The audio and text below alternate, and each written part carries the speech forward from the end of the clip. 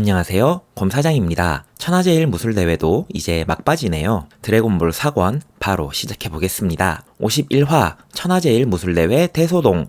거대 원숭이로 변한 오공이 난동을 부립니다. 크기도 힘도 엄청나서 걷잡을 수 없어요. 그 와중에 장애패는 할 수 없다며 맞서는 무천도사의 프로의식이 멋집니다. 무천도사는 무언가 결심한 듯 최대 출력 에네르기파를 쏩니다. 51화의 컷은 이 컷입니다. 최대 출력을 쏘기 위해 몸을 부풀린 무천도사와 거대 원숭이로 변해 이성을 잃은 오공, 페어가 된 경기장의 모습이 조금 보이고 커다란 보름달까지 보이네요. 혼전인 모습이 한 컷에 잘 담겨 있어요. 무천도사가 에네르기파를 쏘는 연출도 멋지지만 정말 컷을 가득가득 썼는데도 전혀 복잡하지 않아 대단함까지 느껴지는 이 컷이 가장 좋았습니다. 그리고 색이 들어가서 더 좋았던 장면들이 있어요. 거대 원숭이가 된 오공의 빨간 눈을 보면서 옛날에 만화로 봤던 추억도 떠올라서 좋네요. 52화 클라이맥스를 향해 사실 무천도사가 에네르기파를 쏜 건 보름달이었습니다. 달이 없어지자 오공도 다시 원래대로 돌아오게 되었죠. 하지만 무천도사는 에네르기파 이후로 기력을 다 썼고 오공 역시 배고픈 상태가 되어버려요. 이제 정말 극한인 상태에서 경기를 치르게 됩니다. 52화의 컷으로 잡은 장면은 전투 중 장외가 될 뻔한 무천도사가 가까스로 장외를 피해가는 장면이에요. 스승님의 불굴의 의지가 느껴지는 장면이었습니다. 53화 클라이맥스. 이제 무천도사와 오공 두 사람은 정말 마지막 최후의 힘을 짜낸 일격을 주고받습니다. 오공의 짧은 몸을 이용하겠다는 무천도사의 전략이 빛나는 대사가 두 컷 정도 있습니다. 두 사람은 공중으로 뛰어올라 옆차기를 주고받죠. 모두 충격이 큰 듯 쓰러지고 10 카운트도 모두 지나가 버립니다. 무승부가 존재하지 않는 무술대회의 특성상 먼저 일어나서 우승했다고 외치는 사람이 우승하게 됩니다. 오공이 먼저 일어나요. 하지만 우승을 외치지 못하고 기절합니다. 그 후 무천도사가 일어나서 우승하게 되지요. 원인은 아직 짧은 오공의 다리 때문에 무천도사가 입은 충격이 크지 않았다는 거였어요. 아무튼 이렇게 우여곡절 많았던 천하제일 무술대회는 무천도사의 승리로 끝이 납니다. 우승했다를 외치는 무천도사를 이번 화의 컷으로 잡을까 했지만 역시 크로스 카운터가 터진 이 장면을 뺄 수 없었어요. 다리 길이에 따른 타격의 차이를 정말 잘 묘사했고 액션씬의 묘사가 서사의 설득력을 갖추는 장면이죠. 정말 대단한 만화라는 생각을 하게 됩니다. 54화 다시 모험을. 대회가 끝이 나고 마무리되는 화입니다. 무천도사는 제자들에게 아직 강자가 많으니 수련을 계속하라는 교훈을 줍니다. 이 멋진 한마디를 위해 정말 죽을 힘을 다했네요. 그리고 단란한 저녁 식사. 오공은 혼자서 50인분의 식사를 해치우고 무천도사는 상금을 모두 다 써버립니다. 이제 어떻게 지낼 거냐고 묻는 서로에게 오공은 할아버지의 유품인 드래곤볼을 찾으러 가겠다고 하고 크리링은 조금 더 무천도사 밑에 있겠다고 합니다. 부루마와 야무치도 원래 있던 도시로 가겠죠? 이렇게 천하제일 무술대회 편도 끝이 났네요. 55화 붉은 리본.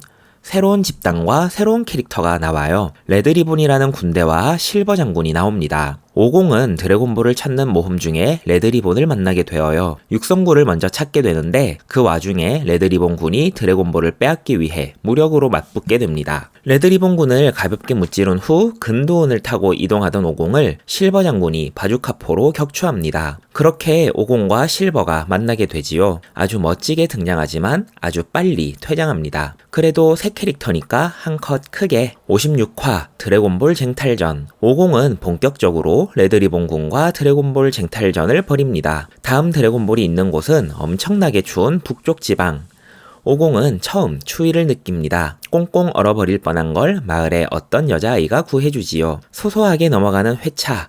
제 취향인 새로운 메카를 꼽아보았습니다. 57화 머슬타워 돌격. 레드리본 군은 이미 횡포를 부리고 있었습니다. 마을의 남자들을 동원해 드래곤볼을 찾게 시키고 마을의 촌장도 인질로 잡고 있지요. 오공을 도와준 소녀의 집으로도 어떻게 알고 공격해옵니다. 그 만행을 참을 수 없게 된 오공은 레드리본 군의 거점을 향합니다. 만화 달리기 표현이 너무 귀여워서 57화의 컷으로 뽑아보았습니다. 58화 머슬타워의 공포. 머슬타워는 총 4층으로 되어 있습니다. 1층은 보병 대기실, 2층은 하사관 대기실이었어요. 50은 여의봉으로 가볍게 1층을 뛰어넘고 바로 2층으로 돌입, 2층의 하사관들 역시 가볍게 진압합니다. 그리고 3층으로 올라갔더니 메탈릭 중사가 등장해요. 정말 덩치가 크게 나오지요. 누가 봐도 아놀드 슈와제네거인데 터미네이터라는 설정도 그대로 가져와 사이보그로 묘사가 됩니다. 59화 3층의 악마. 맷집과 파워, 입에서 뱉는 바주카까지 메탈릭 중사는 쉽지 않은 적이었습니다. 50은 에네르기파를 명중시켜 그를 제압하죠. 파워업된 50이 인상적이었어요. 그런데 이렇게 놓고 보니 인조인간에 대한 컨셉은 이때부터 정해진 건가 싶네요. 에네르기파를 쏘는 장면이나 에네르기파를 맞은 메탈릭 중사도 멋지지만 이 대치 구도가 참 마음에 들어서 59화의 컷으로 잡아보았습니다. 60화 닌자 무라사키. 3층의 메탈릭 중사를 무찌르고 올라온 4층에는 닌자 무라사키가 기다리고 있습니다. 암기, 여러가지 은신술 등 닌자 기술을 가지고 있지만 모두 하나씩 어설퍼요. 주간 연재를 맞추기 위한 개그 캐릭터의 등장이라고 봅니다. 하지만 저런 어설픈 닌자 기술들은 어렸을 때 재밌게 봤던 기억이 아직도 나요. 어릴 때 봤던 기억이 아직도 남아있는 저 장면을 60화의 컷으로 잡아보았습니다. 참고로 저렇게 숨어있는 무라사키의 대나무 관 위에 50은 웃으면서 뜨거운 물을 부어버려요. 61화 닌자 장판 방어술. 아직 50이 어린 시절이라곤 하지만 50과 이 정도로 맞싸울 수 있는 정도면 무라사키도 사실 인간 중에선 어느 정도 강한 편이라고 봐야 한다고 생각합니다. 그러고 보니 지난 화와 이번 화에 이어서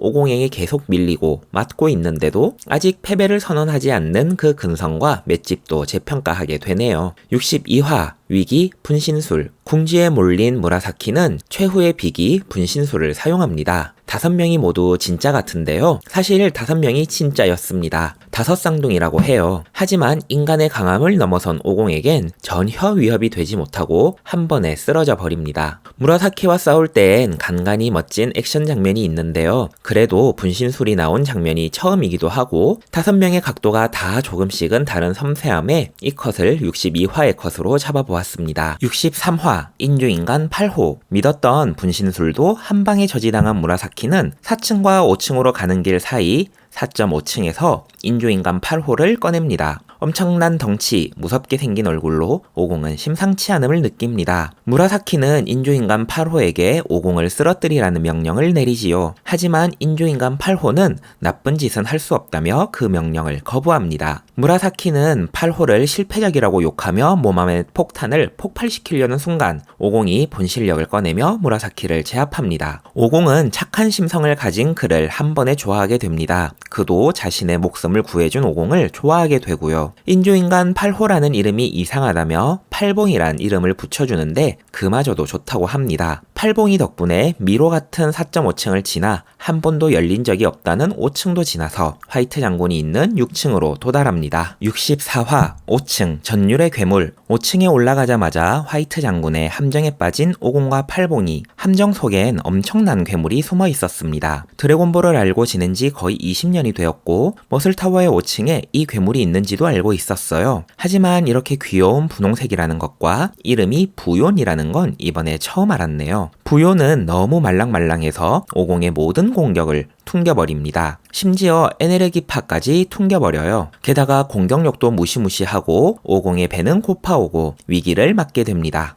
65화 부연 공략법. 모든 공격이 통하지 않자 50은 고민합니다. 싸움하면서 고민하는 모습이 점점 나와요. 벽에 구멍을 뚫어 밖에 엄청난 추위를 이용해 부용을 얼려버리고 자기는 팔봉이 품속으로 잠깐 숨습니다. 그리고 얼어버린 부연을 발차기로 깨버리죠. 부연까지 마무리하고 이제 드디어 화이트 장군을 물리치러 갑니다. 66화 머슬타워의 최후. 촌장도 구하고 화이트 장군도 무찌르고 인간급에선 역시 적수가 없는지라 화이트 장군은 한 회만에 쓰러져 버립니다. 이번 화의 컷으로 잡은 건 촌장을 인질로 잡고 치사한 수를 쓰던 화이트 장군을 팔봉이가 분노의 일격으로 날려버리는 장면인데요. 팔봉이는 싸움을 원하진 않았지만 인조인간이 얼마나 강한지를 보여주는 장면이었어요. 생각해보면 인조인간에 대한 복선은 참 치밀한 편이었네요. 67화 서쪽으로. 북쪽 마을에선 할 일을 다 했어요. 할아버지 유품인 사성군은 아니었지만 드래곤볼도 찾고 레드리본 군에게 납치되었던 촌장님도 구해줬죠. 근두운은 죽지 않는다는 마을 어른의 말을 듣고 근두운도 다시 되찾았어요. 다만 레드리본 군과의 전투에서 드래곤볼 레이더가 고장이 나서 부루마에게 찾아가기로 합니다. 그래서 다음 목적지는 부루마가 있는 서쪽 마을입니다. 소년편 4권은 재미있으셨나요? 5권에선 본격적으로 레드리본 군과 싸우고 모험의 범위도 훨씬 넓어집니다. 5권의 컷들도 기대해주세요. 함께 해주셔서 감사합니다. 다음에 또 만나요.